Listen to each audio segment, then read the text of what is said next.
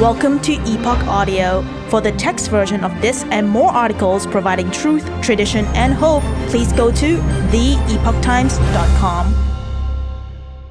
Creeping Authoritarianism in Canada. Journalist shares cautionary tale with U.S. House Committee. Written by Andrew Chun. A Canada-based journalist has shared a cautionary tale with a U.S. House subcommittee, highlighting a creeping authoritarianism within the Canadian government that she says is eroding free speech and individual liberty in the country. Rupa Subramanya, a journalist with the Free Press, was testifying on November 30 before the Select Subcommittee on the Weaponization of the Federal Government. She began by asking the audience to imagine her as a time traveler in a time when citizens, in the name of the common good and social justice, face unjust penalties for supporting political views that differ from those of the government. "Of course, I'm not a real time traveler. I just live in Canada," she said. "Americans, and perhaps those in this chamber, surely think Canadians are too nice. We're too polite to embrace the sort of proto-authoritarianism. But it's more accurate to say that our niceness made us susceptible to the new authoritarianism, undermining the foundations of our liberal democracy." To illustrate her assertion of creeping authoritarianism in Canada, Ms. Subramanya told of 3 incidents that she said showed its harms inflicted on Canadian citizens. She attributed them to the Liberal government's promotion of the diversity, equity, and inclusion (DEI) ideology, recent adoption of the Online News Act, and suppression of Freedom Convoy protesters. Ms. Subramanya asked the U.S. subcommittee to draw lessons from Canada and proactively safeguard America's own liberties. "I came here today not simply to warn you about what lies ahead, but to plead with you to do something about it," she said. "Now is not the time to be polite. Now is the time to defend loudly the liberties and rights that have given us the greatest freedoms in human history. Across the world right now, governments, in the name of the good, are considering or adopting measures like we have in Canada." A less just society. The first incident Ms. Subramanya noted was the humiliation and subsequent suicide of Toronto High School principal Richard Bilkstow. At first reported by the Free Press during an April 2021 DEI training session, Mr. Bilkstow challenged the diversity trainer's assertion that Canada, despite its laws, is a bastion of white supremacy and colonialism. In an audio recording, the consultant was heard repeatedly referring to Mr. Bilkstow's whiteness and reacting harshly by telling the class that your job in this work as white people is to believe, not to question claims of racism.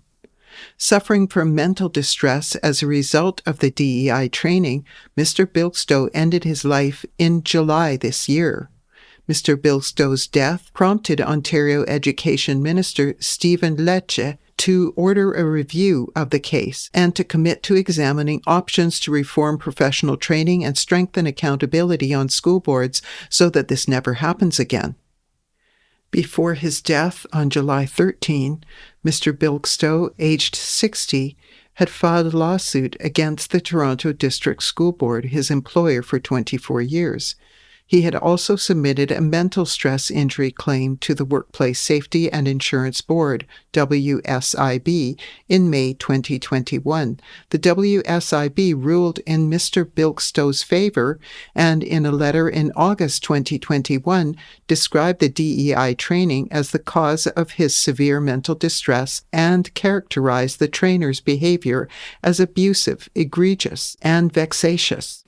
The principal's crime, besides being white and male, was that he objected to the consultant's assertion that Canada is a less just society than America, Ms. Subramanya told the U.S. subcommittee on November 30.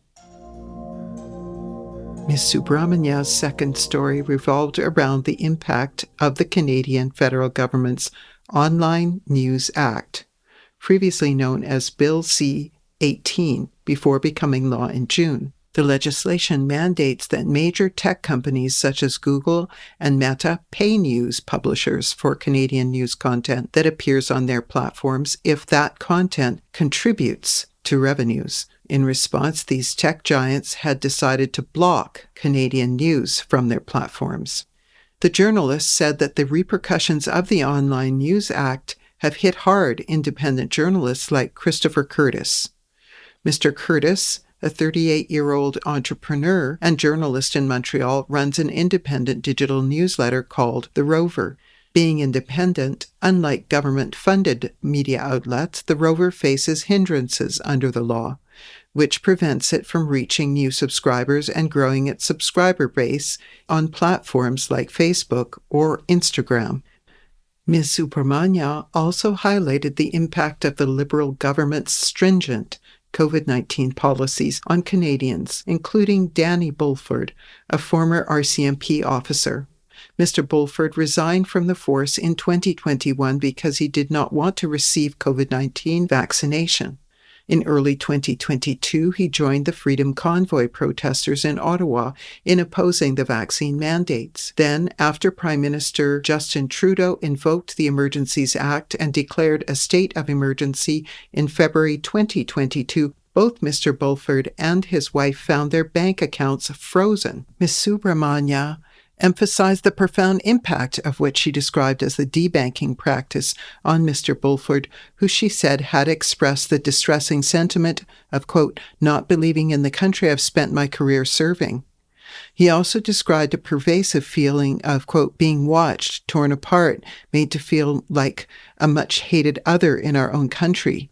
She said Canada was once a bastion of free expression, but now not so much. Ms. Subramanya drew a parallel between the government's curbing of the freedom of expression for Canadians and journalists holding views opposite from those of the government and the widespread pro-Palestine demonstrations observed across the country in the aftermath of the October attack on Israel by the terrorist group Hamas. Consider that at the same time the government and its corporate allies are curbing the free expression of truckers and journalists. The government is defending the rights of pro-Palestinian demonstrators, many of whom engage in what can only be called anti-Semitism, she said. Thanks for listening to Epoch Audio. That was Creeping Authoritarianism in Canada. Journalist shares cautionary tale with U.S. House Committee. Written by Andrew Chun. Read by Susan Williams. For more Epoch Times articles in text, please visit theepochtimes.com.